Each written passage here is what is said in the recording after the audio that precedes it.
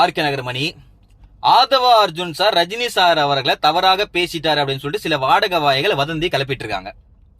Media முத கொண்டு Aadhav Arjun sir நிறைய பேசினார், பட் அதை கேட்கவும் மாட்டாங்க, சோசியல் மீடியா பரப்பவும் மாட்டாங்க. அப்படின்றப்போ இந்த மீடியா யாருக்கு அடிமையா இருக்கு, யாருக்கு பயப்படுது அப்படின்றது நீங்க கமெண்ட்ஸ் சொல்லுங்க. ரஜினி சார் அரசியல் களத்துக்கு வர மாட்டாரு, அவருக்கு பயம், அவரு பயப்படுறாரு, மக்கள் ஏத்துக்க மாட்டாங்க அப்படின்னு சொல்லி இருந்தா மட்டும்தான் தவறு. ஆதவ அர்ஜுன் சார் அனைத்து கட்சி தலைவரோட ஹிஸ்டரியும் அழைச்சிட்டு தான் வந்திருக்காரு. அப்ப அவருக்கு தெரியாதுங்களா? அவர் என்ன சொன்னாரு? பல அரசியல் கட்சி தலைவர்கள் ரஜினி சாரை வரவிடாம பண்ணிட்டாங்க அரசியல் களத்துக்கு, அப்படிதானே சொன்னாரு. அதுல என்னங்க தவறு? 16 வயசு பொண்ண விளாத்தி குளத்துல கற்பழிச்சு துண்டு துண்டா வெட்டி போட்டிருக்காங்க, அதை பத்தி பேசல அந்த மீடியா. போஸ்ட்மார்டம் ரிப்போர்ட் வரல இன்னும், அதை பத்தி பேசல அந்த மீடியா. ஆனா கரூர்ல நடந்த சம்பவத்துக்கு ஒரே ஒரு நாள் நைட்ல போஸ்ட்மார்டம் ரிப்போர்ட் வந்துச்சு, அதை பத்தி பேசினாங்க மீடியா.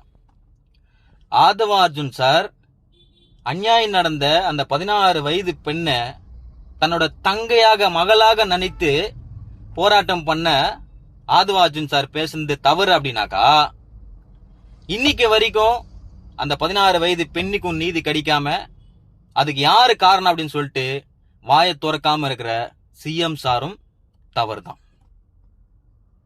தேர்ந்தெடுங்க, மாற்றம் ஒன்றே மாறாதது. நன்றி.